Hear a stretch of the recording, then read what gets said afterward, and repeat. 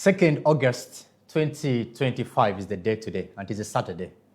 A very good morning, Uganda. Thank you so much for joining us. It's a pleasure, knowing that you're out there watching us. It's time for the dialogue. My name is Edirisa Muwonge, and we're excited once again to be here to deliberate on matters of national importance. Every single Saturday, by God's grace, we're always here with a team of think tanks who share their insights into the issues at hand in the country. Speaking of issues at hand, the NRM tribunal, which was set by President Museveni to listen to the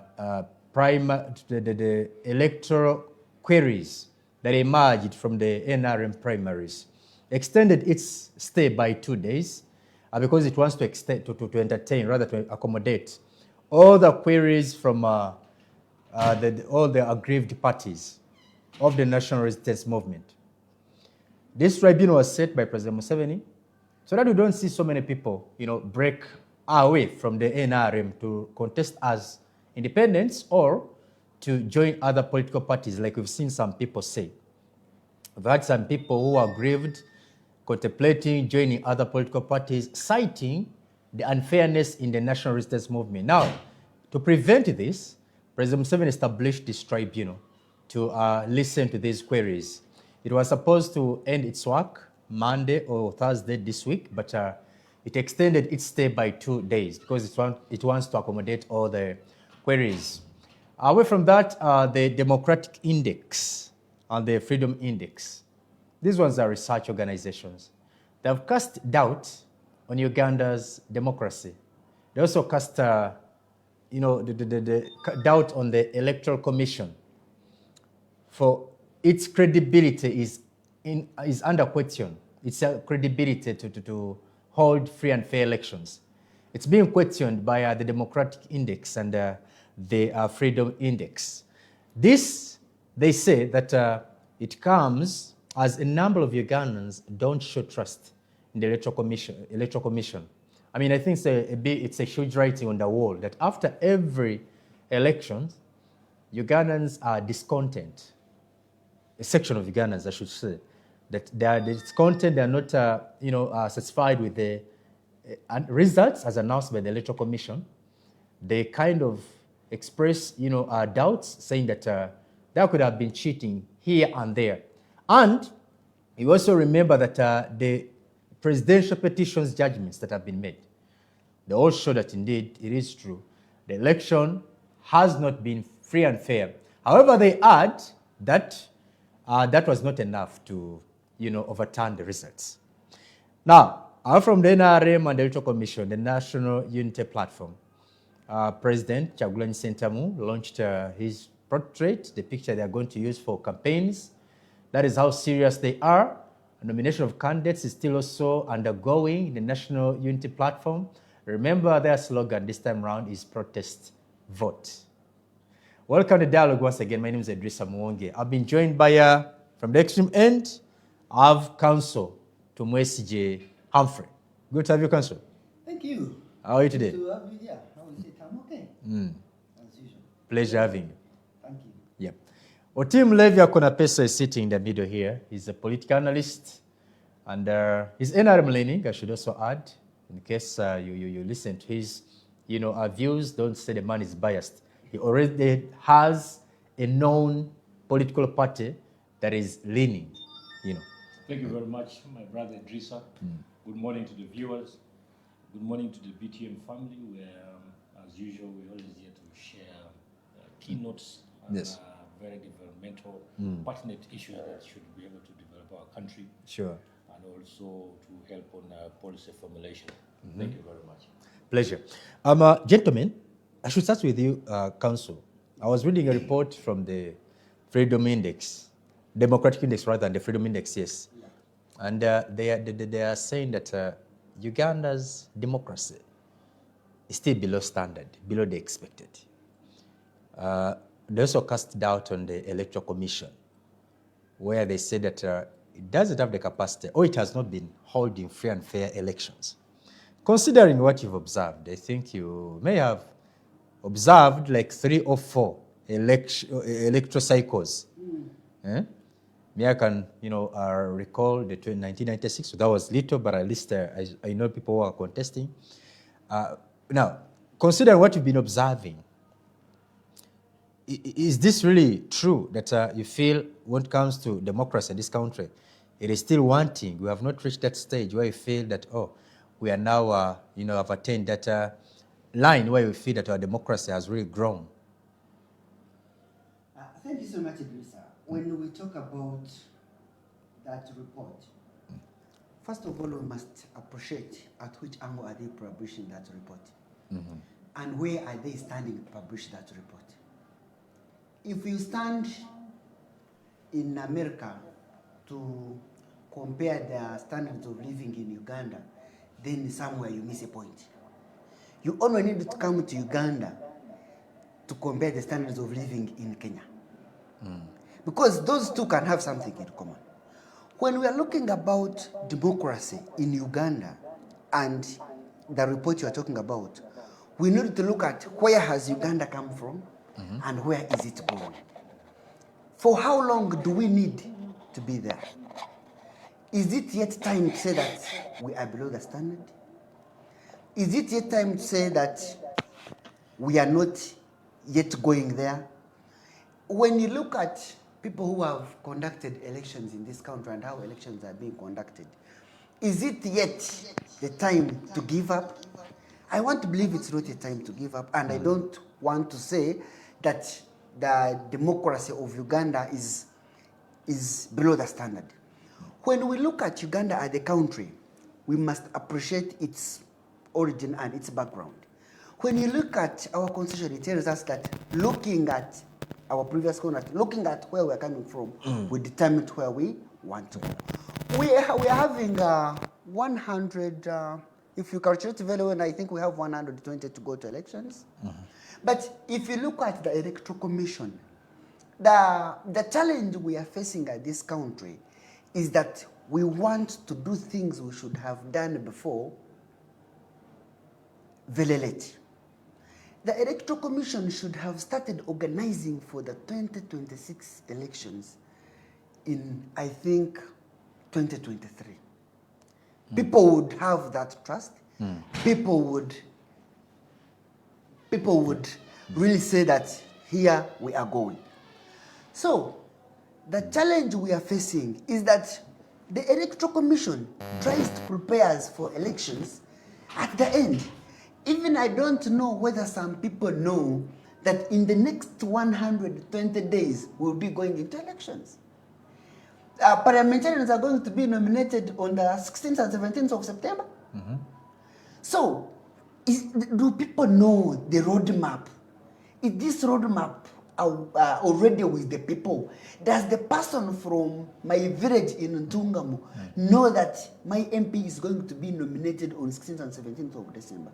So, as I always tell you, institutions need to do more so that with that, but even in me saying they need to do more, I'm not saying that our democracy is below the belt, because with the report you are talking about, the publisher of it is standing somewhere trying to judge a different situation altogether. Now, they always come on the ground. Yeah, even when you come when it comes to research council, now it is done. Yes, I know. Come, get people's views. Now, for example, the Electoral Commission. Yes. Really, even on the streets when you're moving, council, and you listen to Ugandans speaking, ordinary Ugandans, do they show you that they have much trust in the Electoral Commission?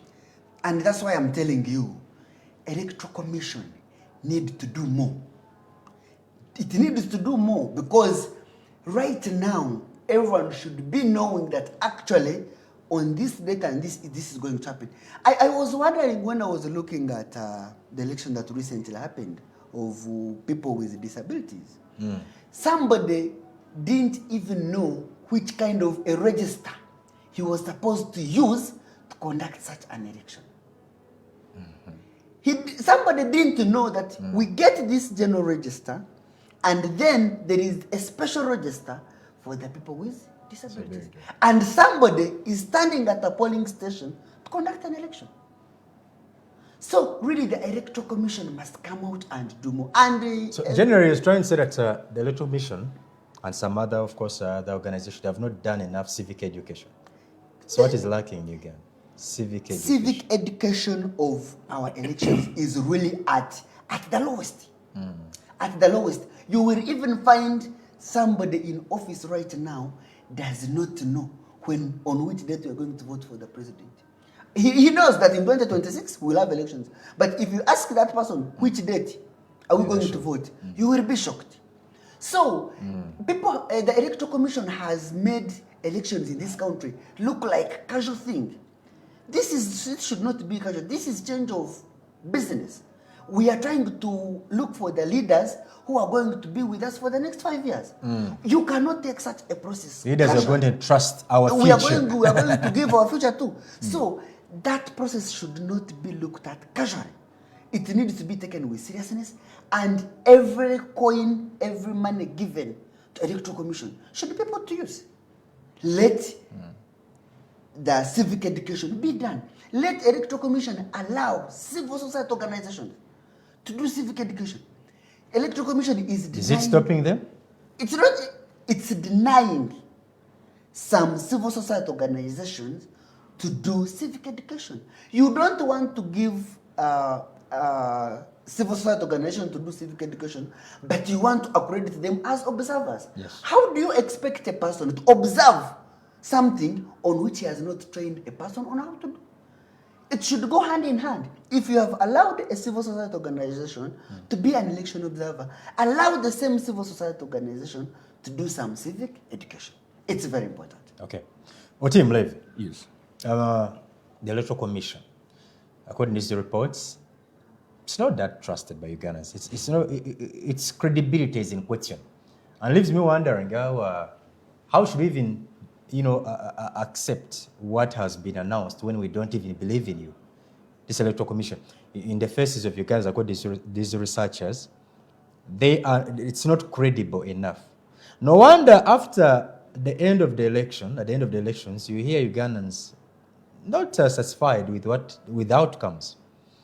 Even in 1996, that those were alleged that was vote rigging. In 2001, they will tell you that Colonel Dr. Kizza Besigye won that election. 2006, I can tell you I've even heard some members of the NRM confess that indeed in 2006, Colonel Dr. Kizza Besigye under the FDC ticket won the election. So all this is casting doubt on the Electoral Commission. Your take on this report? Thank you very much. You see, what Council is trying to raise is not far from the reality check.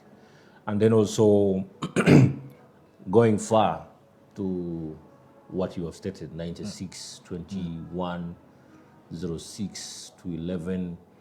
We've always had challenges with the Electoral Commission. And of course, you understand that at one point, the former chairperson of Electoral Commission, Engineer Badru Chigundu, was put on check and on a spot on that there are certain things that you have done and we are not at par with the results, including international organizations that were monitoring results at that time.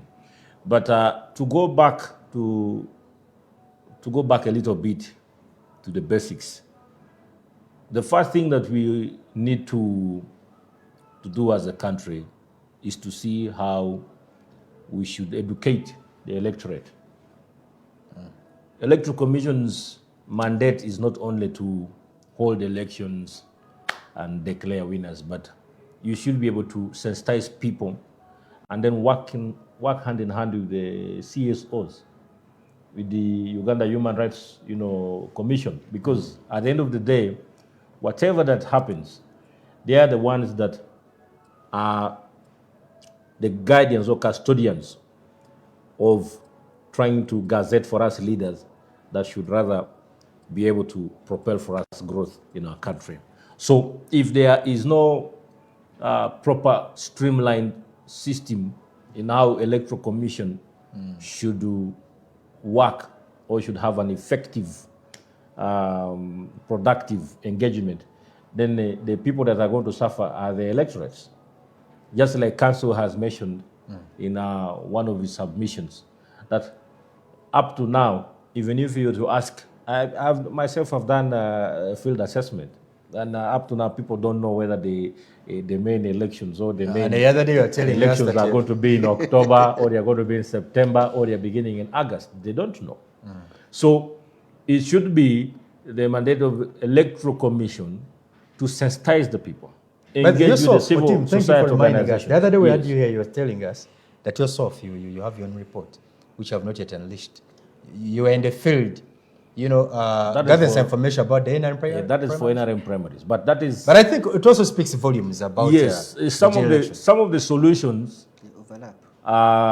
Yes. Like Why the don't you release overlap that also. report and probably No, I cannot. For purposes of my own security, I wouldn't want to for the good of your party? to I mean, unleash. For the good of my party, I've shared it to the chairman of the NRM party himself, and I believe. And that, yesterday he was meeting his own actually advisors have, the yes. NRM caucus. You're gonna be talking about that. Yes, so I've shared it with them. I've also shared it with very key people within the NRM, and I believe that when they're to look at the report, possibly it's going to help them on how to overcome some of these challenges or vices. Because you see, one way or another, Yes. there's always a challenge. The fact that NRM has majority stakeholders, Electoral Commission will always have the challenge of trying to always go with what we call the transparency index. And if it's not put on check, of course, there's a way it affects the outcome of most of the results we have seen in the country. And I would still go back to Electoral Commission taking its mandate to sensitize the masses on the do's and the don'ts of what is needed in a general election. Up to now, we have people that don't know when the elections are going to start or when the nominations are going to start. Of course, you always cluster people according to how you want them to see. But information should flow from the main source to the grassroots. If you are concentrating on the 8 million people that have access to smartphone, and then some of the 18 million possibly have access to internet and this information, of course, those are the people that will consume the information. How is the information reaching the grassroots? You need the guidance, or you need rather the assistance of the civil society organizations. You need the assistance of those that are stakeholders that are going to propel this information using different languages to the people. But as this information for voting comes on, there should also be another aspect that educates people on what to do and what to follow. That's how we call the do's and the don'ts. So I believe that there is still something that we need to check. The fact that Electoral Commission also absorbs very obscene, or rather, I don't know, these large volumes of money to hold an election. 1.3, 1.6 You have a huge trillion. budget they're operating with. And there's a very huge budget, and then you are doing minimal work. People question what you are doing as an institution, or rather an institute of government. So that is what needs to be put into check. But other than that, for me, I think I will share a little. There was a correction that nominations will be in September. I think for the parliamentarians. The 17 and 16? Yeah, 17, 16 is then for presidential is stretching a little bit after 1 month. I think the presidential will be in October. And then they're supposed to stretch, the election is supposed to stretch up to January. Is now when we shall have the main election, that we shall have new or these very old leaders will be elected into power for the next 5 years. Council, the other thing, why the Electoral Commission is actually put on the spot, it's because they say that it fails to protect its candidates, especially presidential aspirants. On nomination day in 2021, one of the presidential candidates arrived at the nomination grounds barefoot, you remember, Patrick Boya Moriet. In the same election campaigns, the candidate of the National Unity Platform, Honorable Chagulanyi Sentamu, was always harassed. And the Electoral Commission was, questioned, wondering why they don't even come out to say something about the situation. So maybe those are some of the areas that we look at, and like the Electoral Commission is lacking. It's not doing its work as it's supposed to be doing it. Mr. Idris, when every time we have an election in this country, there are people we call election observers. And I can assure you, after every election, there is always those reports from the election observers. But I don't want, or I would want to ask you whether you as a journalist, you have ever seen one report made public from an election observer. Now, what is the essence of an election observer? An election observer is really like a person sees what's happening, makes a report of what was good, what was bad, Where should we improve? And then he gives that report to the Electoral Commission. But I think there is a problem with that thing called Electoral Commission. After receiving those reports, even Ugandans don't know where those reports go. Even the observers themselves who have been observing those elections, they don't even know what happens to their reports. So, such a thing that you're talking about, harassment of candidates, people appearing on nominations barefooted, people not getting where to sleep, police officers who are guiding these candidates not having what to eat, should be discussed. I have never seen anybody from Electoral Commission saying that there was a court judgment which said that we should improve here and here. So we ask Parliament to improve on those elections. Electoral Commission has never come out to say that in 2021 elections, these are the recommendations that were given to us by electoral observers. These are the things that we talked about. So that's why I told you that I think somebody somewhere fears to do what is right. And every time there is the fear to do what is right, then you cause an injustice.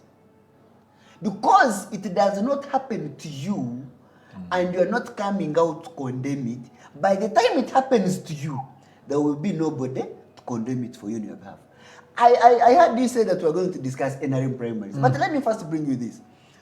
I saw a retired major, Kakoza Mtare, saying that what is happening in this country.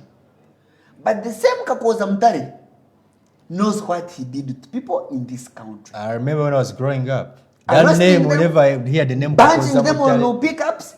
But this time, he has tested it himself. Former was his spokesperson of Electoral Commission, during NRM primaries, he has tested the medicine he has been giving to others. So every time you fear to do what is right, always know that wrong you are protecting will catch up with you. So Electoral Commission has not done what the law requires them to do because they fear to do what is right. I don't know whom they fear, but they fear to do what is right. That's why a candidate can go to Electoral Commission and say, I have been harassed. And then the chairman Electoral Commission will stand up and say, I have nothing to do. If the chairman Electoral Commission, you have nothing to do, yet you are in charge of these people, so you want them to run to who? So we have a situation where somebody knows what to do, but they refuse to do it.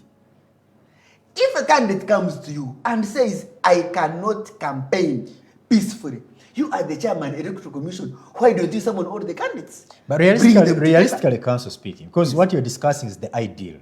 Ideally, that's how it's supposed to be. But realistically, in a country like Uganda, the Electoral Commission chairperson, what do you expect him to do? When you see JAT, for example, to Sen Kawempe, what do you expect poor man to do? But you see, Idris, he doesn't move security process. Let's not, it's you who said the report is saying we are below the belt.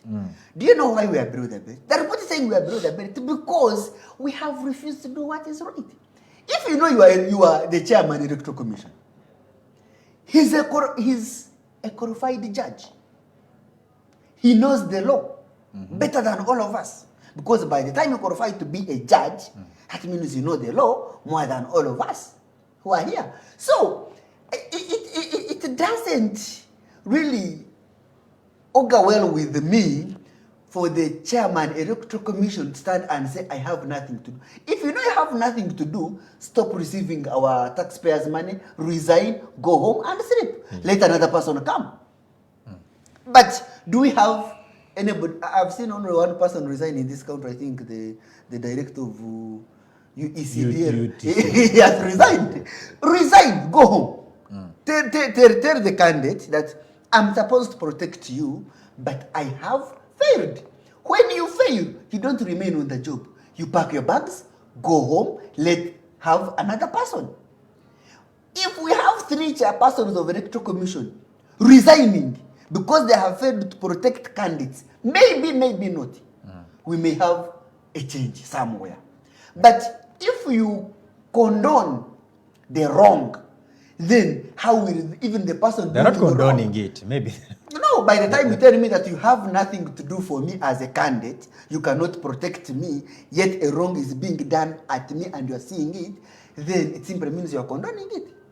You can condone through actions.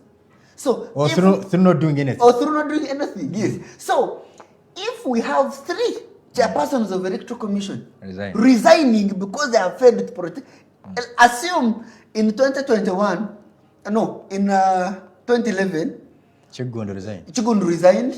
In 2016, another person resigned. In 2021, Jabakama resigned.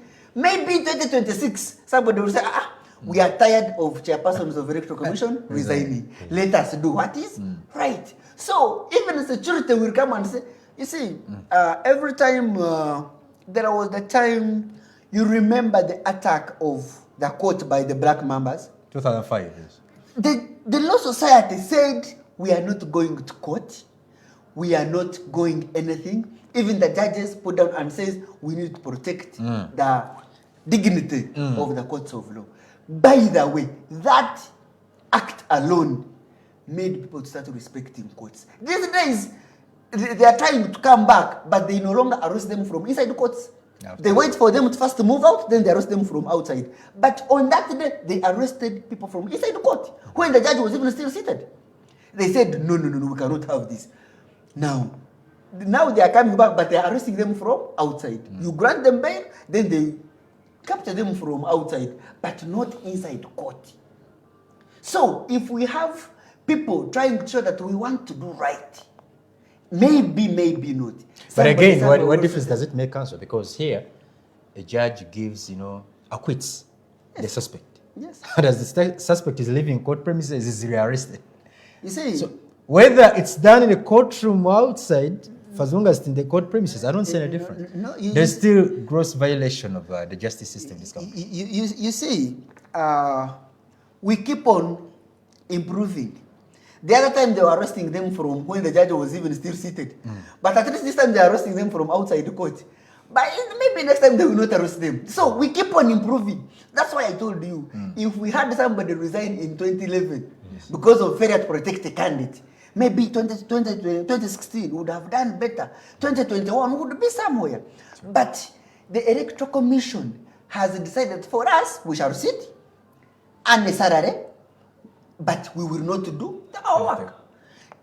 You see, once somebody says, I have offered myself to contest for this office, even a chairman LC1, during that time is under sole protection of the Electoral Commission. Electoral Commission should offer you security. All your problems during that time to do with that election should go to the Electoral Commission. Okay. Even when you are arrested, the Electoral Commission should be the one to get you out of prison. Very true. Otim, don't you think the problem emanates from the fact that the Electoral Commission chairperson, and maybe the vice and others, are actually appointed by the president, the sitting president? Don't you think that's the beginning of the problem? And we've always questioned, how do you expect fairness and objectivity? Here we are 3 people. You are the president and you appoint the Electoral Commission chairperson. And now you're going to contest with Council Humphrey there. Obviously, I'll be biased because I want you to, you're my boss after all. This you've always challenged it, but the other day, until a certain word was added, Independent Electoral Commission. I don't know whether that is enough now to show its independence. You see, the Constitution gives the head of state mandate to be able to appoint the chairperson of the Independent Electoral Commission of Uganda. And I believe that possibly that is why we have a compromise. Because an independent body should have a person that is non-partisan. But you have seen from the scenarios where we had the engineer Badru Chigundu back to who's Biabukama, the current one, the current justice who's sitting. Biabakama, yes. And then we have also had scenarios, possibly if I'm to take it back towards when we had the likes of Okwalinga, who were chairpersons of Electoral Commission that had a level of transparency that was never questioned by even the late Idi Amin or rather even Milton Obote, those other previous presidents, though their terms were always short-lived. We had a chairman of Kwalinga who came in midway in between there.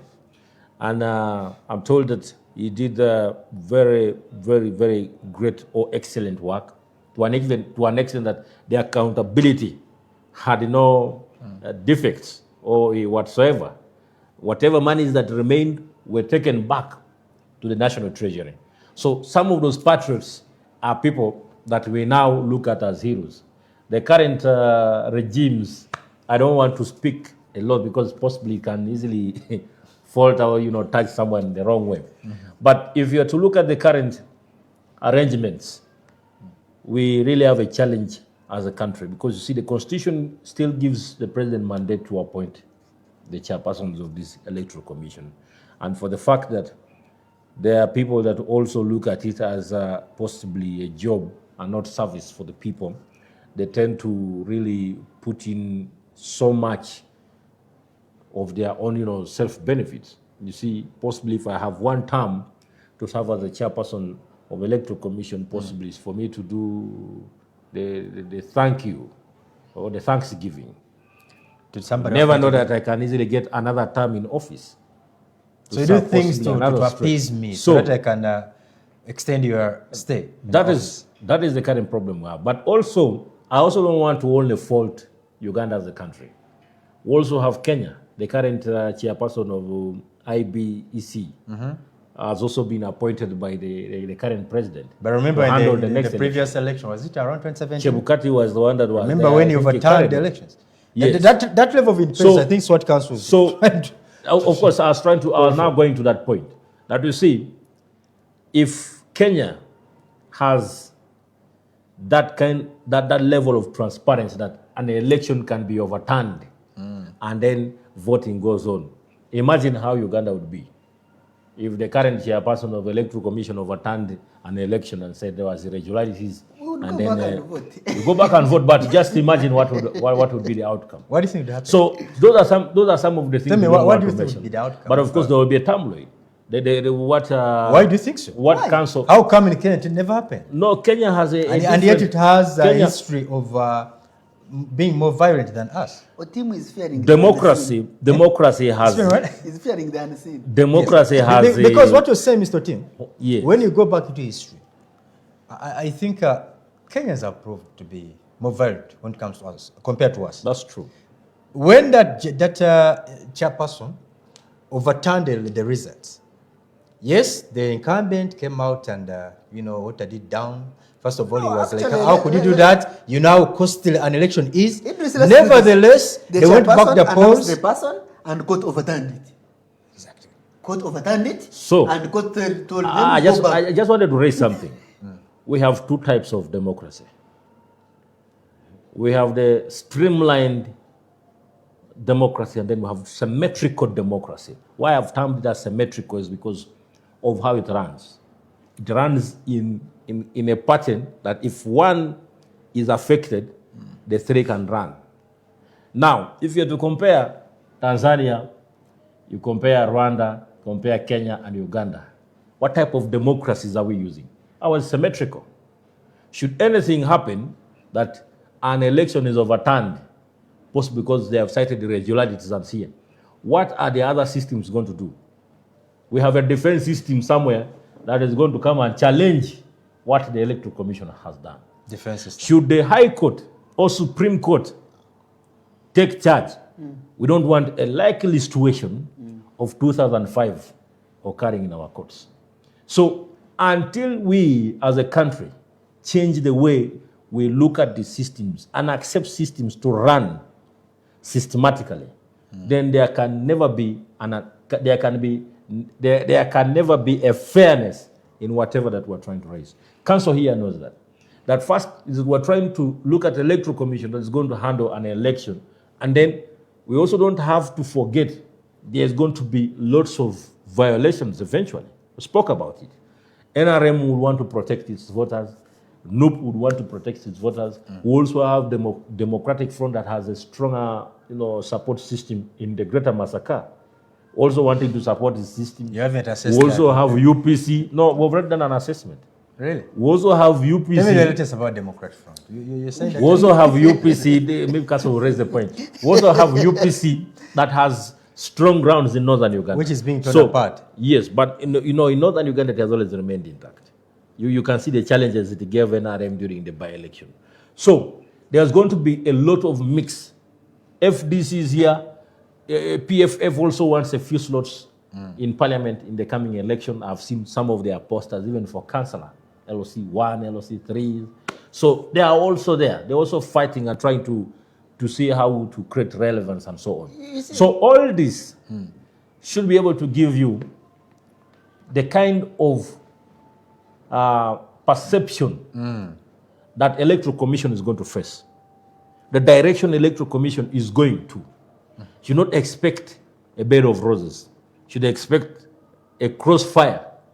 There are people that want to protect their seats, so it's a do or die for election. I've come with my 1 billion, and you're not going to say anything. I have to go to Parliament. Come rain, come sunshine. We also have presidential candidates, the likes of Kabletas and so on. All of them want to come. So, Speaker of Kableta has been suspended by his own political party. But Mr. Yes. Idris, You want to before say something, leave, Kaz? so before but you leave, I don't want us to divert ourselves. Let's from first the listen to Electoral Kaz. no, Yes, before you leave, we have had since 2011, I've participated in election petitions, and I have seen courts say on the this time I'm talking about member of parliament. I've seen courts say these elections were not free and fair. Go back. And people go back and vote. And a member of parliament comes. So, why is Mr. Idris saying that if Supreme Court says that these presidential elections were not free and fair, go back and vote? That would be damned. It's our team saying that. Now, let me. That's we your shouldn't- team, not me. Our team is fearing the unseen. We have not seen a situation in this country where the Supreme Court has cancelled the elections and there has been turmoil. No, we have only seen a situation where the Supreme Court has, where the Electoral Commission has announced a person and then one has gone to the bush. This time, Yes. we want to believe that we are now governed by the law. Yes. And the law gives the Supreme Court powers to cancel these elections. Cancel these elections and let us face the turmoil. Maybe that turmoil is good for our democracy. Now, let me ask you one thing. When the Supreme Court in 2006, decided that elections were free and fair. No, all of them agreed that elections were not free and fair. Then they brought in the however party it of was saying not, that it was not substantial. To Now the overturn the results. substantiality test. That's the question you already. That's substantial. Now, as I want to believe, and may his soul rest in peace, Justice George Wilson Kanyihamba, as he has always said, that he won't sleep when it was 4 out of 3. By the time he woke up in the morning, it was 3 out of 4. One had crossed and gone the other side. But I want to believe that the democracy everyone fought to bring in this country. If Supreme Court said that these elections were not free and fair, let's go back. I want to look at two things. NRM would want to say, now how do we make sure we return? Show them that we are okay. Then the opposition, maybe not, would come and say, now for you got 6%, this one got 4%. Can we all come together now, support this one candidate? Maybe not. NRM would come in opposition and say, you come to NRM. So that by the time we go for a re-election, maybe there would be some sort of coherence. But I don't look at maybe what you meant here, Council, you know, you always see the anxiety that is here during elections. The anxiety, the deployment in the city itself. Did you know, by the way, gentlemen, that there are some people who leave the city to go back to the villages during election time? Yes. But the democracy, because of the heavy deployment. I'm trying to show the anxiety. Democracy is never served with water. Democracy is served with blood. That's why Museveni went to the bush. Democracy is not served with water. Democracy does not come with water. I think you see, that is one thing I was trying to avoid, Muwonge Edirisa, that you see, we don't want to reach a point where blood is going to be shed for possibly the outcome of someone that wants to lead the country. Of course, we also believe that blood has always been shed in this election. yes. To also, refresh your memory, you see, just the concluded election, what we don't we lost want, close to 60. What we don't want is there was a scenario. Let me give an example. There was 2021. The president had won election and was supposed to go for swearing in Kololo. And then there was a group that was organized by the Red Force, the Red Termites. And that one was Tajakulaira. You remember there was those hashtags. It was just a talk. We never saw. No. It was just a talk. Underground, they had mobilized, Kampala as a city, including some parts of Wakiso to Entebbe, has, I think, close to 90 ghettos that people don't know. And in all those ghettos, these young people have what they have ranked or categorized as a leadership structure in the ghettos. You look at the Brazilian ghettos, you look at the Mexican ghettos. Before you get into the community, you should be able to meet the one who they look at as the leader. Look at the Haiti. Haiti, that man who I think overthrew the government and so on.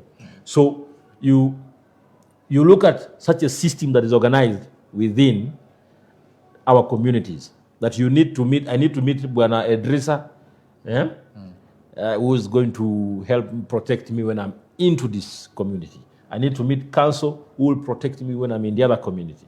So, in the 90 ghettos that organized boys, this is intel that I'm now telling you. I take it because I was part of the team that demobilized whatever that was supposed to be, or whatever that was would have mobilization. occurred. A short team. Mobilization was done Thought it was within just those ghettos. Those boys even met the president himself.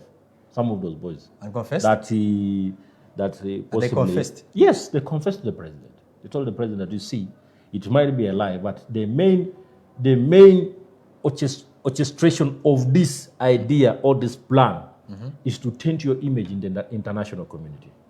International community should look at you as someone that is not democratic. Because if the people themselves are coming to the roads to block you from swearing in, should there be a crossfire? These ones are going to be unarmed, the other ones are going to be armed. There's going to be blood eventually there. And then you can't believe that it had come from some of the people who were part of the international community. This information went even to CMI. But you see, I don't know if I should believe you, but you see, let me take a break. These are things that you might not believe, but there are things that we keep off from here. But since that is now in the past, it was 2021 and everything went on, some of those boys were met, they were neutralized, they locked them up until when the swearing was done and so on. Most of them were incorporated into the system. Some of them are now serving. Ghetto boys stopping or frustrating the swearing in ceremony. You have quoted it. You have quoted with the UPDF. You counsel. Is it possible? With just mere boys. You have quoted it. You have quoted it as mere. But if I am to do my mathematics very well, is that should there be boys who don't care about anything and they have given up on life, and those 90 ghettos or whatever they are mobilize 100 each of those youth, how many numbers do you think will be in the street? So what's the mastermind of this? I will not tell you that because I it know is you're about to link it to confidential, NUP, which and is then it's confidential, and then some of those are still serving in the system. I can't compromise with the Okay. names, but I'm just giving you whatever approach that was being used. Let's That take a break. Some of these elections come, but what good do you do to avoid the bloodshed Council was trying to raise here? We don't want. That's a very good question you're raising. Yes, by the way. because for us in Teso, we every, have passed through. I lost my uncle. lost Every my election, we lose lives. Yes, so we don't want that. And how can this be stopped? If there is peace, And then- these lives are lost at the hands of the state. We are talking about security, people in security. Security agents are the ones who are shooting and killing these youth. that's why I don't want more than 1,000 people also dying on the streets. And don't We're tell going to me, form and an don't tell uprising me here, that civil you want to war. blame it on these people there, because I remember this young lady I saw lying on Bombo Road after she had served food, lying in. I am not going to pool of blood. blame. You see, And I am not- And somebody termed this Edirisa. as a stray bullet. when And the Edirisa- other day, good thing I saw President Seven. When Edirisa, I I don't want us to twist words, and I'm not going to fault any civilian who has come to the streets to oppose or protest against anything they see as bad leadership or anything they're not in line with. Anybody that comes to the streets should be protected by our security apparatus or security agencies. Like when have they ever If done anything goes wrong, that's why we are seeing that our Like own when Uganda, have our they own, our ever own done Uganda Human Rights Commission sometimes covers some of these things. But I don't want us to expound on some of those things. I want us to know that it is a mandate, or it is very right for a civilian to come to the streets to protest. The work of government should be to seek and then go to the ground and find solutions as to why someone is protesting. Let's take a break with team. As we take a break, the National Economic Empowerment Dialogue President Joseph Kabulete has finally been suspended by his own party. The other day we had Mr. Matt over here, the spokesperson was telling us a number of things. Now let's take a break. When we come back, we're going to be talking about the NRM tribunal. The tribunal that was established by President Seven to listen to the grievances of the aggrieved NRM candidates. Is it going to save the party from having many people defect from it, go run and contest as independents or not? Be right back shortly. Don't leave us.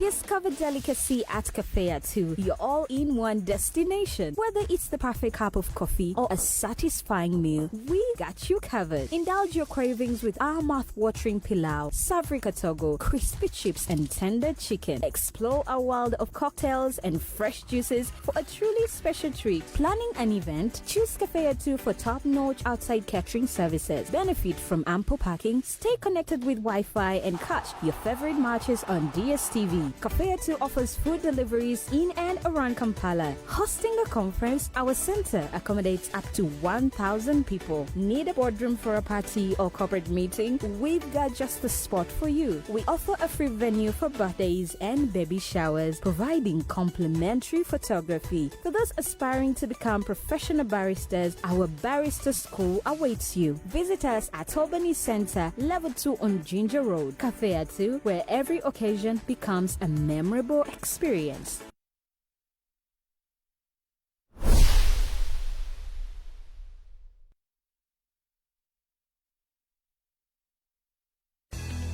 banna ba Simba Automotives Limited bakuletedde ekyenjawulo ekitabeerangawo. Pikipiki ya Boss CC10 ngumu mpangazi ate nga netisi. Jangu weefunire pikipiki empya tuku ey'ekika kya Boss CC10 ku ssente za nseko buseko ate gwe weneeyetaaga ku kibanja mpola Boss CC10 empya leeta bino wammanga nnangamuntu yo ebbaluwa ya LC stage kwova awamu n'abakweyimirira babiri n'ennangamuntu zaabwe ng'ova mu mbeera embi. Tutuukirire leero ku kitebe kyaffe ekikulu ekamokya ku Simba Automotives Limited opposite ne City Oil Mundeeba opposite ne Total awamu ne ku matabi gaffe amalala agasoba mu 8 okwetooloola Uganda. Oba otukubireko ku nnamba z'essimu zino wammanga okumanya ebisingawo noti 758 122 n'ennamba yaffe etali yakusasulira noti 8 be banna aba Simba Automotives Limited.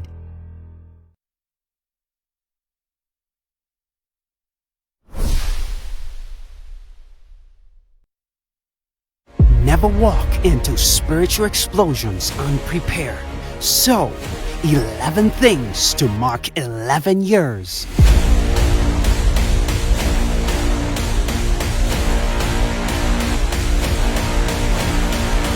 Block your calendar, set a backup alarm, and tell your neighbor to remind you to come early.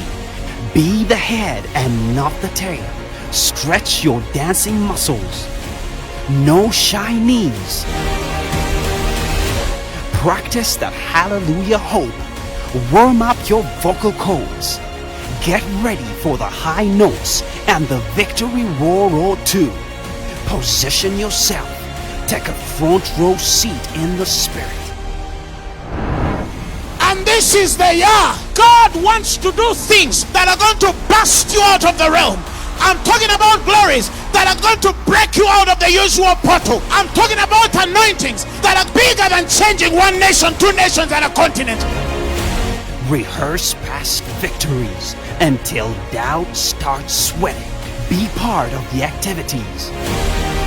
Street preaching, games and drives. Invite the world. Bring the sick. Bring the lame. Bring the family. Friends, workmates, set your expectations so high, even the angels need a ladder to reach it. We're going to take over this whole world from north to east, south to west. Somebody shout increase forever. 9th August 2025, the 11th Venero anniversary at the Venero Grounds in Naguru. Venero, make manifest.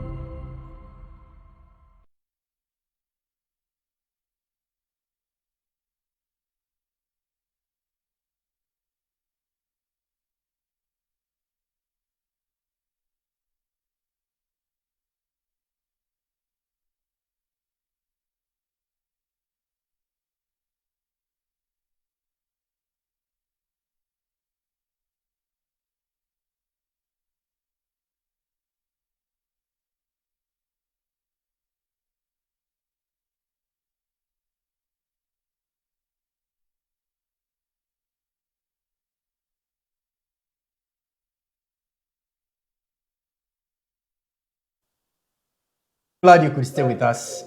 You're still watching the dialogue. My name is Edirisa Muwonge. And I want us, by the way, to extend our greetings to Mr. Vianney Ngoma. He's our panelist here, but he's not doing well. But he's, of course, watching from home. We wish you a good recovery, senior.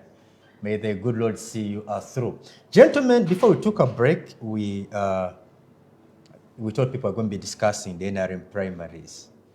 The NRM primaries, which ended a week back, they got so many aggrieved parties. People are not satisfied with the results. And up to now, I'm still surprised. Where an election There is, organized the way that people are going to line behind, the candidate of their choice. Can still have such, queries. It is also rigged. It is also rigged. How do we reject such an election? This actually surprised me. But the good thing, the president, that is the chairman of the party, moved to establish this tribunal to listen to these grievances. Question, is it going to stop, people from defecting from the NRM to contest as independents? Because we've seen this also costs. Council must have seen a scenario where I engage with you, for example, in an NRM primary, you beat me, you get the party card, I go contest against you as an independent and I beat you. I don't know what that reveals. Take it up. Edirisa, when we are talking about NRM primaries, it's a shocker, but it shows you what has become of our politics. It really communicates a lot of what has become of our politics. Politics should be looked at, or any political office should be looked at as the desire to serve the people. But when you look at NRM primaries, not as a career. Politics can never be a career. You got it. Can never be a career. But It's a when you lucrative look at business, actually. NRM primaries, politics is now a business. It's a do or die thing. Otimi has told you, sorry to interrupt you, but Otimi Yeah, has told you that people invest over $1 billion. Even more than $1 billion.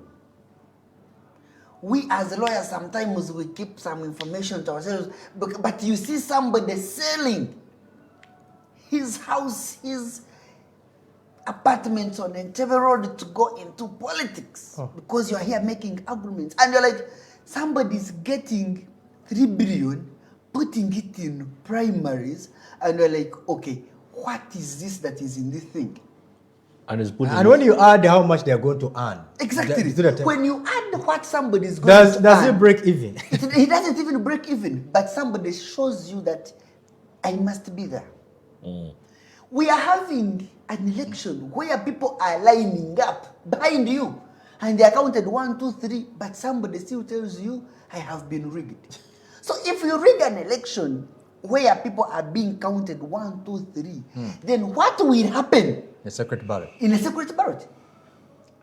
Last week I was somewhere on a burial, and one of the candidates who won was given time to give a speech, and he was like, if I can cheat you in an election where they are counting 1, 2, 3, then what will I do to you when we reach in a box? And everyone was clapping. But should you be clapping at that? NRM, I must first, before I criticize them, let me first give them a credit. They deserve their flowers in that they send people outside to exercise democratic tendencies, to exercise some sort of democracy, to vote. At least they are not sitting somewhere to choose the leaders. They are not appointing me to look at Edirisa and like him and give him a ticket. They are not appointing me. They are not charging people millions to give them a flag. Give them a flag. Like you've heard. But on that alone, NLM, we must give it the credit that people go out, contest, and they come. Now, they have established a tribunal. And I don't know whether our team is aware, NRM is supposed to have the delegates conference in the next two weeks or in the next week. 2 weeks. Next week. After the end of this week that we're starting tomorrow, NRM is supposed to have a delegates conference. But again, next week, they're supposed to be delivering rulings on petitions. So the question I still ask myself, who is supposed to come for this delegates conference? What if there is a ruling overturning an election of so and so who's supposed to come for? Because you cannot be preparing for a delegates conference when the tribunal has not yet concluded its work. Do you know the decision of the tribunal? And I want to thank, I think, President Museveni for the stand he took. When he was meeting a caucus, I saw this chief whip addressing the press saying that the president has said he will not do anything until the tribunal has done its work. To me, that's a credit because he wants to believe, he's believing that the tribunal I appointed will do a good work. But I can assure you, in 2001, I participated in hearing of the cases at that tribunal. I was a lawyer for some petitioners, a lawyer 2001? for 2011, you mean? 2021? 2021. Oh. I participated in, was it 2021 or 2020? During the tribunal hearing at the headquarters. Then there is this where we appeared and they are saying, let's recount the votes. Me, as a lawyer, I knew that recounting votes, you are supposed to open a ballot box and count the ballot papers. I didn't know that recounting the votes, you look at what has been put in the declaration form and recount. That's not how they recount the votes. I told the person, actually I told the chairman, Dr. Tangodoy, I told him, this is not recounting votes. You just want to confirm what is on the declaration form. If you want to recount votes, go back to the constituency, tell people to line up, count them. Speaking of Tangodoy, you must have heard voices trying to accuse him as being the mastermind of the violence and unfairness in the the mastermind of this violence. I've heard people, particularly in eastern Uganda, Busoga sub-region, people like Pasina Muganza, there are those who say that it's the chairperson of the commission himself who's been orchestrating the violence because they had interests. But Idris, to have some people, are not bounce back as flag bearers of the narrative. Idris, Tangodoy, doctor, he has been known as a mastermind of violence.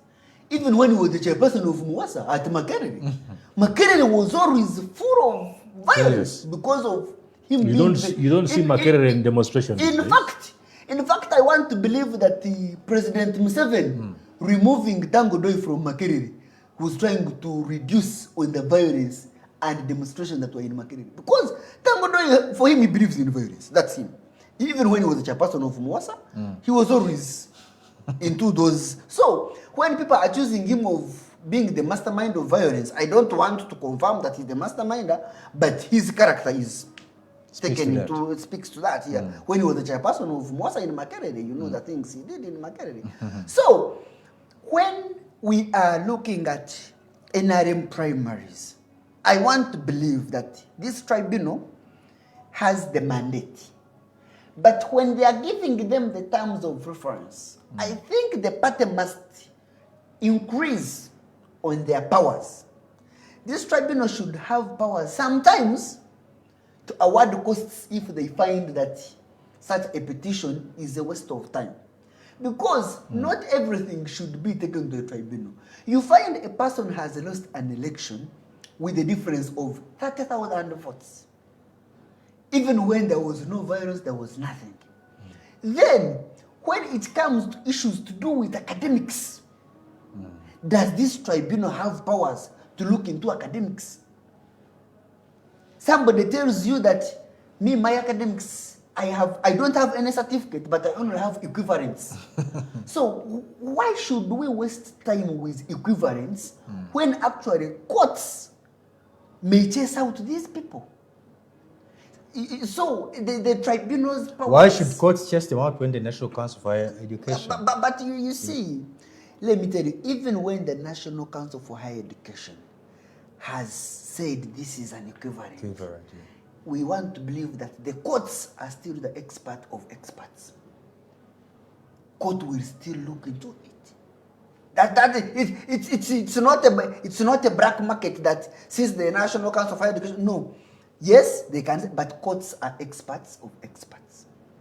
So, this tribunal, I want to believe that their powers should be increased.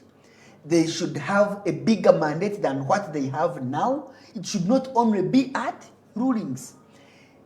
Can this okay, if I say the tribunal has overturned my results, and have given you the card, can this tribunal stop me from standing as an independent? And we are here today. It can, but its essence, the essence of its presence is to stop what you're saying.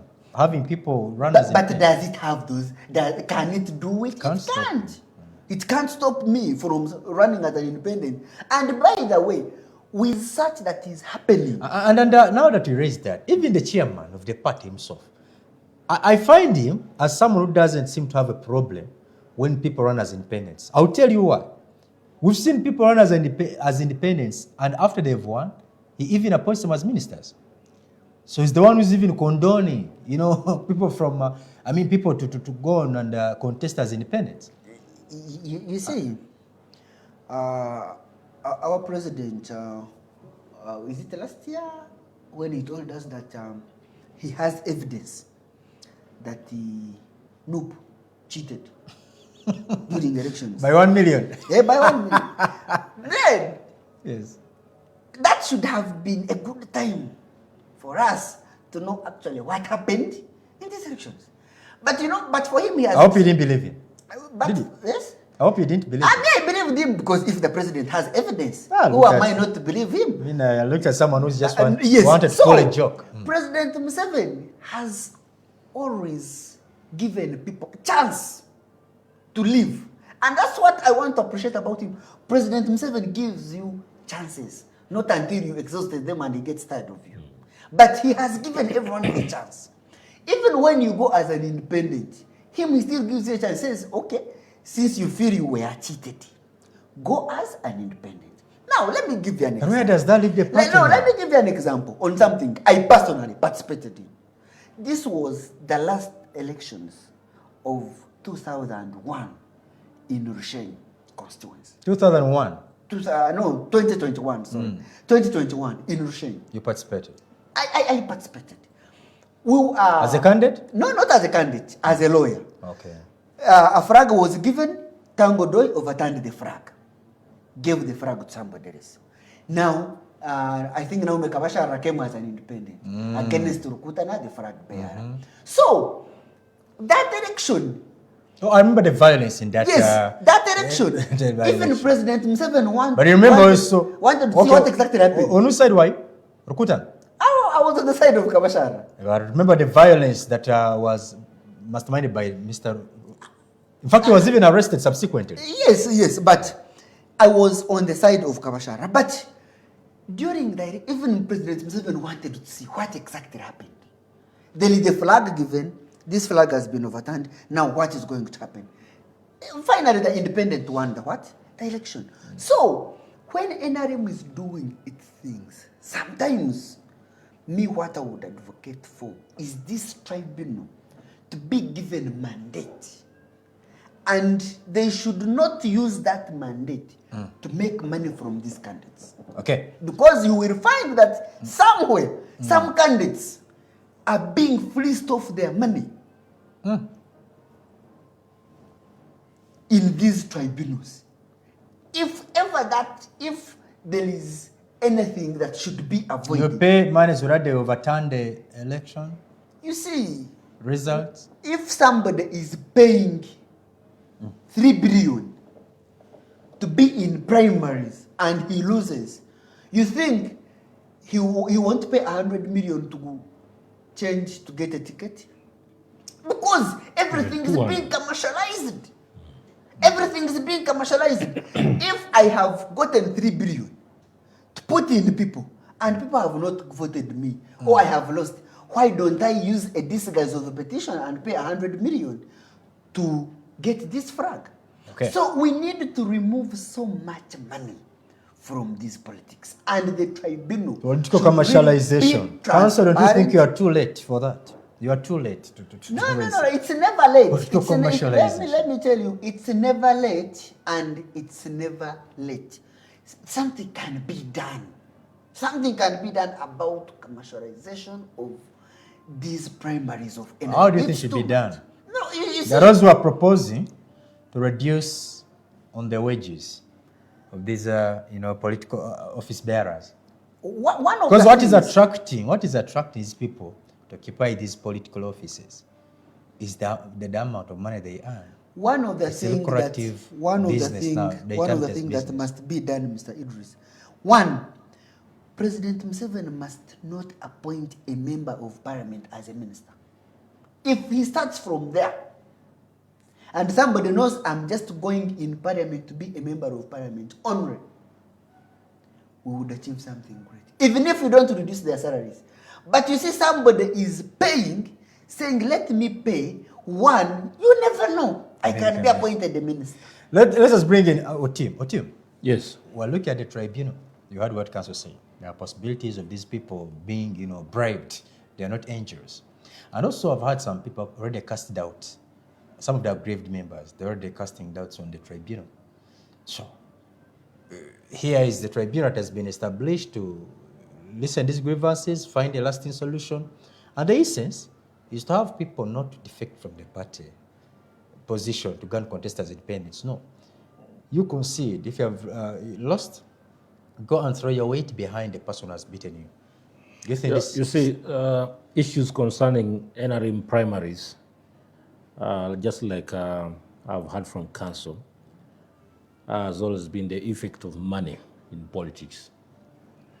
And it's not something that started recently, but something that has stretched from way back. Everyone knows that the moment I have the flag, first of all, I have access to the state apparatus. I have access to support from NRM, and of which you know that NRM only gives you possibly between 20 to 30 million as support for your campaigns. Now, some of these, which I don't even think is enough. Which is not even enough. It's not even enough to do you 2 or 3 days on ground when you are campaigning, because I've had an assessment of some members of parliament that use, I think, up to 15 million per day when they are doing their rallies and so on.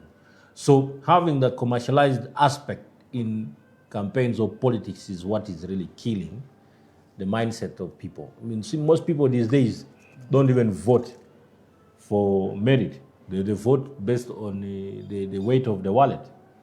Look at what happened in Shema. In Shema, they were weighing money in kilos. Now, who started the habit of weighing money in kilos? It was one of my great friends from Robaga. When he was a deputy treasurer of NRM, was weighing in kilos at the NRM secretariat. So NRM secretariat, when they open money, is new money. The smell is very nice, very attractive. And of course, everyone knows right now these people have been in Kampala, they have made billions of shillings. MPs get, I think, 6 million as gross salary.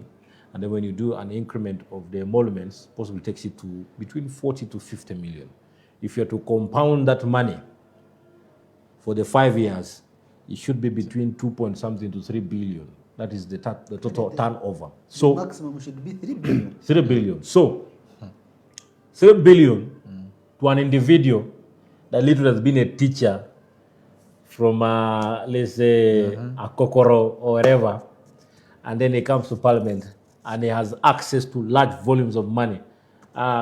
Just listen to what my senior elder from Teso said. That's the Lieutenant General Elwelo. It was the first time we were seeing large volumes of money when he came to Parliament as a member of Parliament. So he said, I had never had access to these big sums of money. So it is an indication to show you that people outside have a different picture or perception of what Parliament is. That we have a Parliament that doesn't reason beyond the pocket.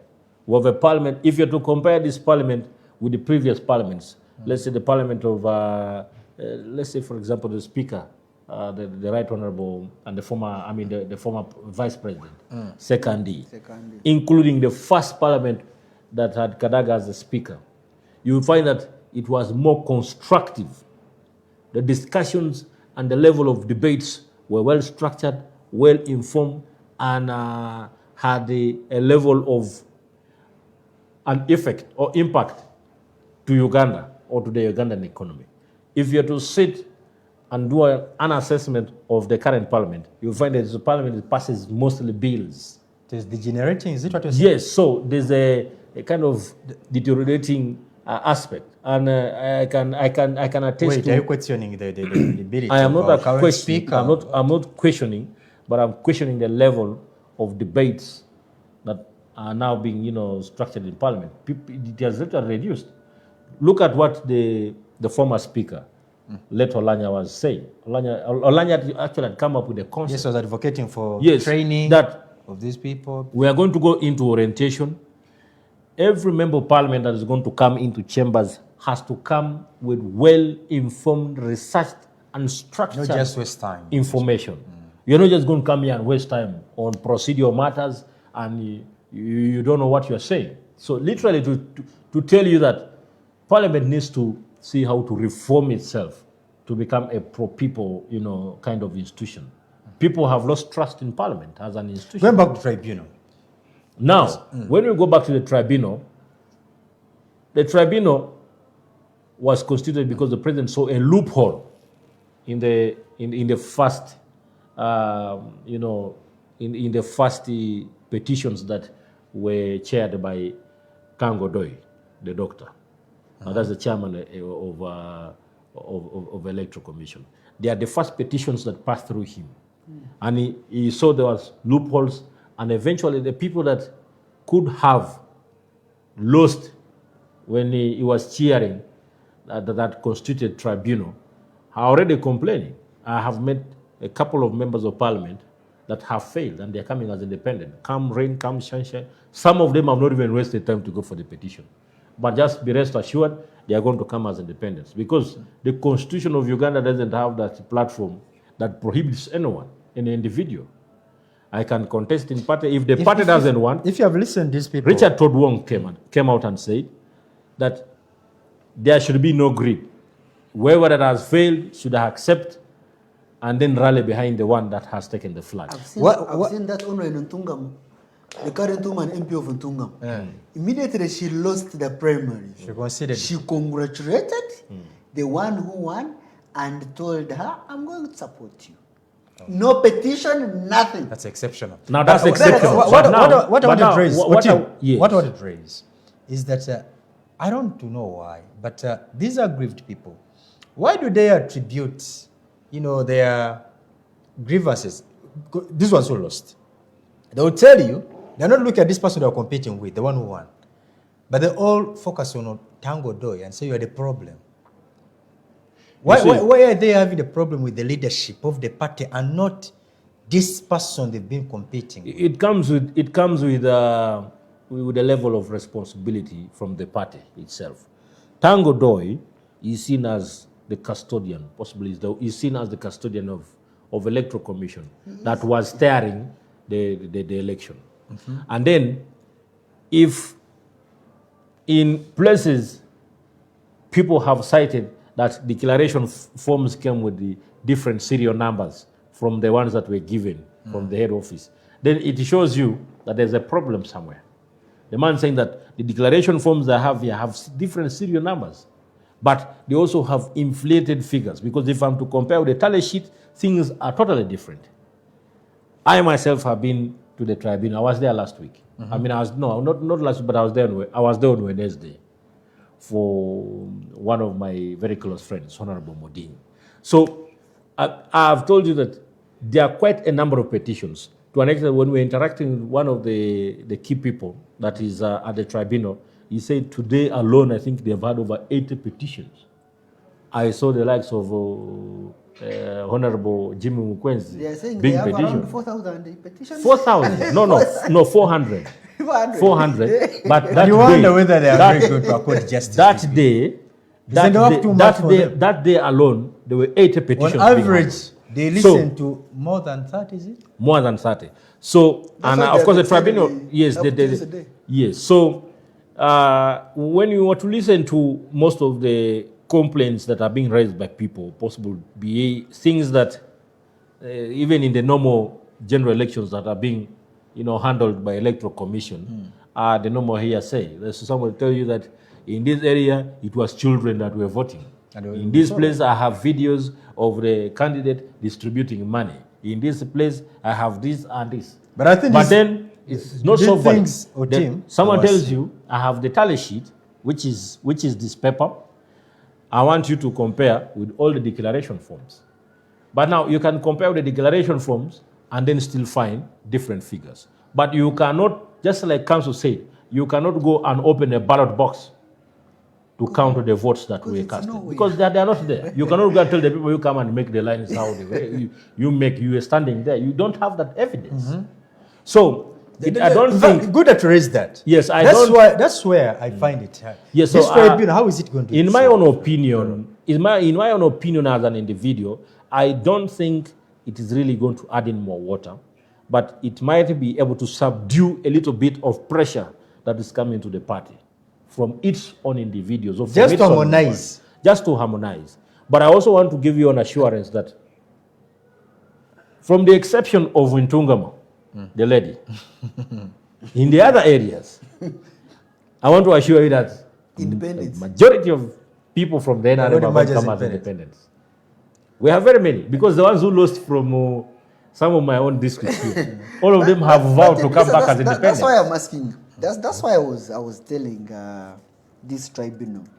If I have a video of a candidate distributing money, or an agent of a candidate distributing money on the day of voting, 5,000 in the line.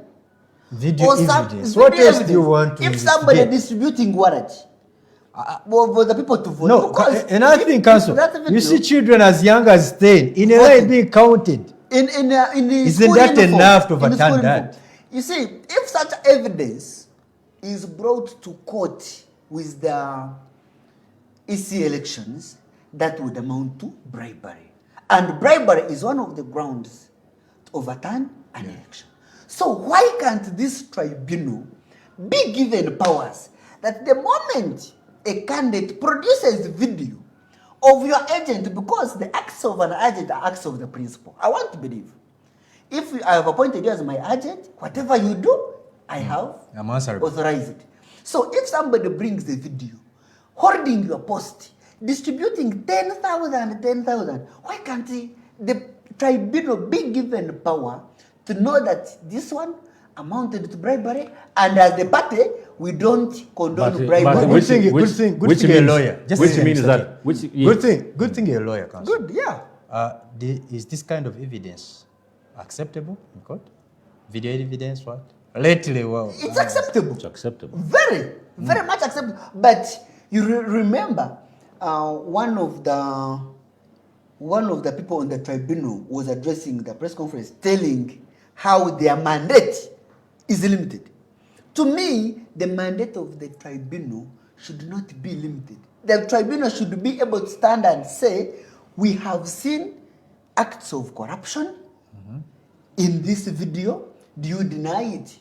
You don't deny, because this is your agent. He's called so and so. Because these elections are happening in places where we know. I know if I'm at my village, so and so is called Idris, so and so is called Otim. Otim is distributing money on behalf of Idris. So why can't this information error? What if I say that is AI? What if I did that? You see, of course, there are videos that there are videos that you see, Idris. There are some videos you look at that this was happening at NRM points, and you're like, okay, this is serious. But the moment when we cross and we go into now elections of EC, where they know that somebody would record them and use that video in court against them, they start hiding.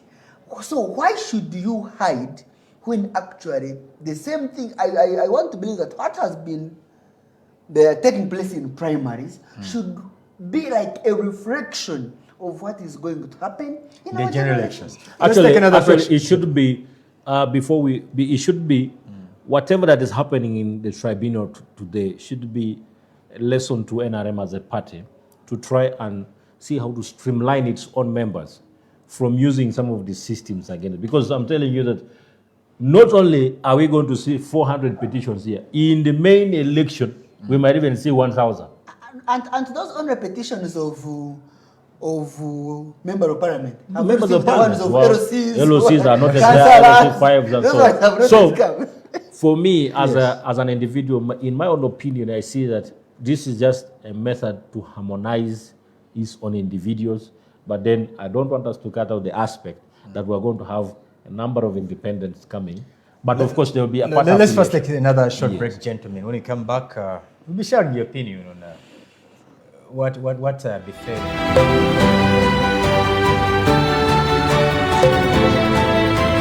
Hello.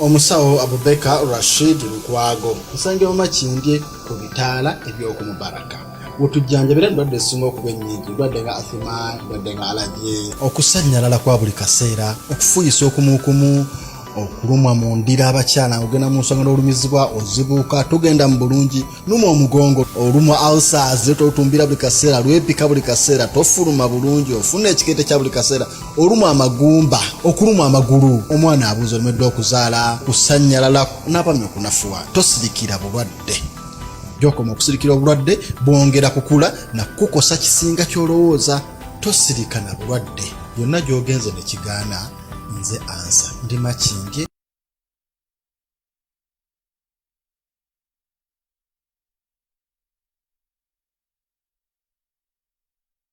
omusawo Abubeka Rashid Lukwago nsangibwa makindye ku bitaala eby'okumubaraka wotujjanjabira endwadde ezisinga okuba ennyingi endwadde nga athima endwadde nga alaje okusannyalala kwa buli kaseera okufuuyisa okumuukumu okulumwa mu ndira abakyala ogenda mu nsonga n'olumizibwa ozibuuka tugenda mu bulungi luma omugongo olumwa ulcers totumbira buli kaseera lwepika buli kaseera tofuluma bulungi ofuna ekikeete kya buli kaseera olumwa amagumba okulumwa amagulu omwana abuuza olimedde okuzaala kusannyalala n'abamye okunafuwa tosirikira bulwadde gyokoma okusirikira obulwadde bwongera kukula nakukosa kisinga ky'olowooza tosirika na bulwadde yonna gy'ogenze ne kigaana nze ansa ndi makindye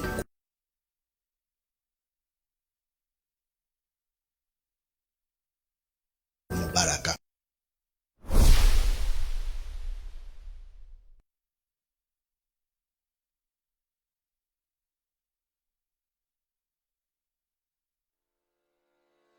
Hello, amanya omusumba Kato Stephen n'omusumba Waswa Godfrey okuva mu The Rock Ministries wano mu kibuga Kampala. Twagala okubaaniriza mu lancha yaffe ebeerawo wano ku Tobani Center omwaliro ogwokubiri okuva Monday mpaka Friday okuva saawa 6 mpaka saawa 8. Gwatamanyi Tobani Center weeri eri opposite Uganda House kumpi ne former Nando's mwaliro ogwokubiri.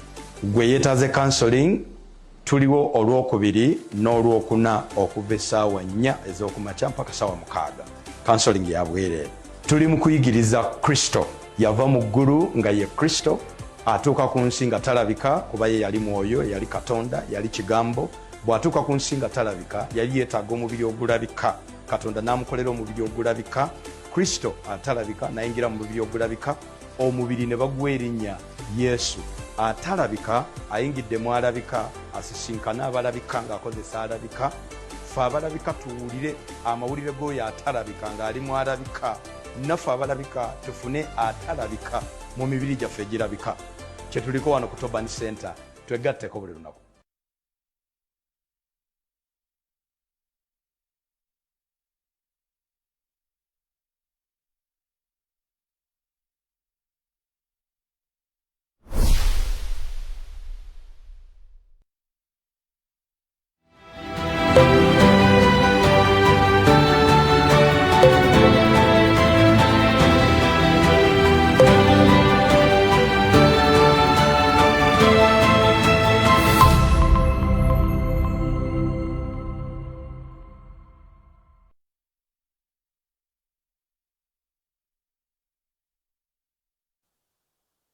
Good to stay with us. You're still watching the dialogue. My name is Edirisa Muwonge. Here with my panelists. From the extreme end, I do have Councillor Tumwesi Humphrey. And next to me is Mr. Tim Levia Konapesa. I want to read some message from our regular panelist here, Jose Vian, who's not feeling well. We continue to send our prayers to you, sir. He shared also his opinion as regards the topic that we'll be discussing. That is the NRM tribunal. He says the NRM tribunal will be like Jews who tried Jesus and crucified and later agreed he's their redeemer because the Internal Electoral Commission didn't put independent elections observers and voter protection modalities. That is Mzee Vian. Gentlemen, I want you to share your opinion, this last part of the dialogue. You share your opinion about Kabuleta's need. NEED is one of Uganda's youngest political parties. And lately, Kabuleta made a statement and said that without him, there is no need. And here, they are his subordinates suspending him. But the general thing that I want us to pick in here is that the party and individuals, look at the NRM and Museveni. I wonder that person, especially in the village, who goes to vote, I wonder whether they are voting Museveni or NRM. Same applies to NUP. NUP and Chagulanyi Center, who's more popular than the other? Are they intertwined? Chagulanyi. I mean, so the Kano Besije and the FDC. So This is Besije. good. So let's pick it up from there. I guess this backdrop of Kabuleta and his need. But as we discuss individuals and political parties, But you see, I think generally what the setup started those years, because without UPC without Obote there would be no UPC. Me, my grandfather used to be a strong supporter of UPC. May his soul rest in peace. But when I grew up, I later realized that we used to have a man in our area called, may also his soul rest in peace, the late Yona Kanyomos. Yeah, I've heard of it. He was a very, very known man. Now, when Yona Kanyomos would say, I'm now in FDC, according to my grandfather, wherever Yona Kanyomos would be, that's where he would go. Oh. Because Yona Kanyomos took him to UPC, so according to him, Yona Kanyomos would. So he believed in Yona Kanyomos. He believed in Yona Kanyomos. So not a political party. Yeah. So now here is Joseph Kabuleta saying that I'm need and need is me. Really, such a statement should not be coming from a man who wants to take on the first office of this country. Because we are trying to run away from a person who has established systems that are fused with him, then you want to take us back to the system that is fused with you. If you are Joseph Kabuleta, you stand up and say, I'm going to be on the ballot paper. What is taking on the ballot paper? Have you organized the delegates conference? Have the delegates voted you? Do you have a resolution like that of NRM where they say 2021 and beyond? So what brings you to a statement of saying, I'm going to be on the ballot paper? On the ballot, yes. Are you Nandara and Amuriat who have sat and agreed and say, this is our animal? The last time it's me who ate the leg. Today you also eat the leg. So I love the way you're putting it. yes, people sit and agree. We And should share equally. hey, let's share this animal equally. Last time I ate the leg, today you also eat the leg. Maybe tomorrow I will eat the liver, the other time you also eat the liver. Yes. So we need to have systems, starting with political parties. If the subordinates have suspended Kabuleta for 3 months, they should also look into it. Why suspend a man for 3 months? That means he cannot even be nominated. Because 3 months, those are 90 days. Nominating the presidential candidate will be around October, and his suspension will be ending in November. That means he cannot contest as a president because he will be under suspension. So we should have. And clearly, this was strategic. Yes, even the suspension is strategic. We should have people diffuse themselves from the political parties. We should have people trying to establish something beyond them. That's why I don't even think that my grandmother in the village votes NRM. For her, she votes President Museveni. Hey, for her, she votes President Museveni. My father votes President Museveni. My mother votes President. For them, if Museveni today joined NUP, they would still vote for Museveni. They would still vote Museveni because they would say now NUP is our party. They would take it over. So when Kyagulanyi sits and says he has launched his portrait as the flag bearer for NUP, it is okay because when they were handing in nomination forms, he's the only person who picked the forms to express interest in being the candidate for that position. So people, including all of us, must diffuse ourselves from the political party. The only problem is that when somebody says, you hear somebody, last night I was watching the news, this lady who put a party, it's called the Party for the Needy. He has put the National Peasants Party. The financial Station in her speech, she was saying, now I have established this party. Don't say I. Use we. You see, she's already owning the party. She's not saying we have put this party to the party. No, she says I have put this party. Meaning the Kathleen she told the kind of people she's representing. Hey, she's saying the Kathleen is hers. Instead of saying we have established this party, because she has not been, yes, it may be her idea, it may be her money, but let her use the language of we, not I. So that thing of I, it's what has killed all the political parties in this country. Nobody is saying we. But and the person who should be changing the narrative should be President Museveni, according to Kansanfre. Should start with President Museveni saying I, or rather we. We, not I. We, not I. How does the president always speak? President Museveni. I think as already said. Museveni is always saying, those who don't know the ideology of the NRM. Museveni has never said I. He's saying the NRM. You're right. He's using the NRM. Right. We've been here fighting for the last 60 years. For the NRM. He's always speaking. He's always using we. Political parties is saying that these individuals should diffuse themselves. Diffuse or infuse. Look, we are wondering who's more popular, the party or the candidate, the individual. You see, thank you very much. You see, issues of political parties have not just started today. I've always talked about the internal party conflicts, and I think in the last talk show, last weekend, we tried to dissect a little about need. And we had the spokesperson here. And its formation, we had the spokesperson.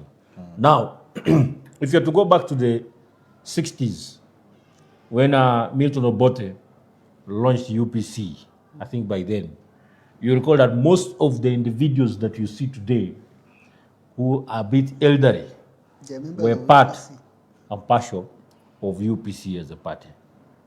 And UPC had very strong foundations up to date, that even one of the sons, that's Jimmy Akena, is still staring on the affairs of the party. When you have to look at political parties, let's begin counting from UPC, NRM, to FDC that was formed, to the ANT, and so on. What has been the ideology of their formation? The ideology has always lingered around disagreements posed as bad governance. For UPC to take on the mantle politically, it had two governments run, in different periods. And in the first one was after they had expelled the Kabaka of Uganda. The second one was after he had one UPM that was formed by the current Bidan Disali. And Bidan Disali. And the late yes. So, what was the relation between Milton Obote and the current president? They had the relation. And if you have to listen to the president, in some one or two scenarios he's talked, he's always said that he worked with the Milton Obote. He controlled the State Bureau by that time.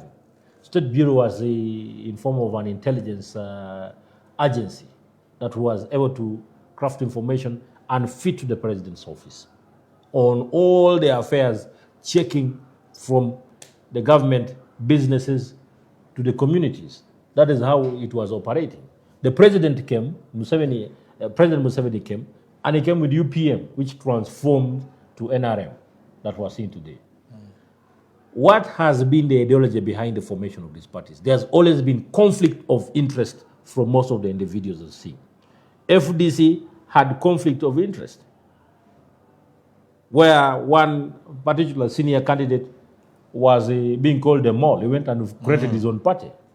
And today again he has broken and said, and also called him a mole, want to rejoin him. FDC also said that now you see, it seems the money you gave us, the serial number, we tracked it, that money was not legit. Now it has broken the Nandala Mafabi function from the likes of Lukwago and so on, who also went and formed the Katonga thing, and they have formed the PFF that we're seeing today. When you look at NUP, what has created the tension or what has created the division? It is a conflict of interest. We have agreements that have not been honored, and possibly one party has come back and they are backtracked. So Democratic Front and so on are being led. So this is to show you the pattern that we're looking at. Most individuals create these parties for their own interests. For need to come on board was after General Tumukunde's renewed the party syndrome. The one who came up with the concept was called Asumano Daka. Very close friend of mine. We were together with him in that Tumukunde incidents and camp. And what happened? When things backfired and the general himself came and said there are moles that have been planted here and singled and divided, Odaka after 2021 elections came up and said, we have to create something. And that is how NEED came about. So today, when I see Joseph Kableta being at the forefront of saying that his need and need is him, he doesn't know he should go and do backtracking on how NEED came about. That he was only picked out as a mirror for NEED to be able to transform into a political party. But then you should not own their ideology. It should be a we kind of approach. That's how the president has managed to govern and lead NRM for a very long period of time. He knows how to play around this. Even when he knows it's for his own interest. Yes, when he knows it is for... No, that one is you. Can't say, don't put words in my mouth. So, even when he knows where they have come from, that's why you find that Alhaji Chigongo equally can step in for the president and handle matters of the party if the president has other commitments. Because the first and he will report to the president because they know where they have come from. They know what they have as a... Does that explain why they have shielded their positions? Because look, are those two positions, chairmanship and the vice chairmanships, they are out of the go zone to contest them. They have been shielded, ring-fenced for those. You see, when a vehicle is moving, you can keep on changing the gaskets, you can change the cylinder heads and so on. But you cannot change the head of the engine, the whole case. If you change the engine... that kind of justification. So, no, I'm just giving you a hint. You cannot change that you cannot change. The drivers have been changed. But I'm meaning that I'm describing about the engine. That the shield has to remain. Whatever that is inside is what has to work to make sure that...